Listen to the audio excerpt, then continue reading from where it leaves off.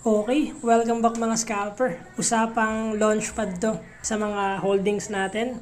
Bakit nga ba karamihan ng holdings natin is more on launchpad? This is the reason why. This is not to hype or brag yung mga nangyari dati. So, silipin natin yung launchpad dati.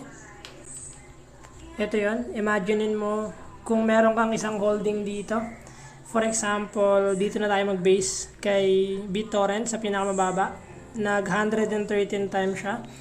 For example, meron kang 1,000 na holdings dito for 2 to 3 years and nag times 113 siya. So meaning, yung 1,000 mo is magiging 113 times, which is 113,000.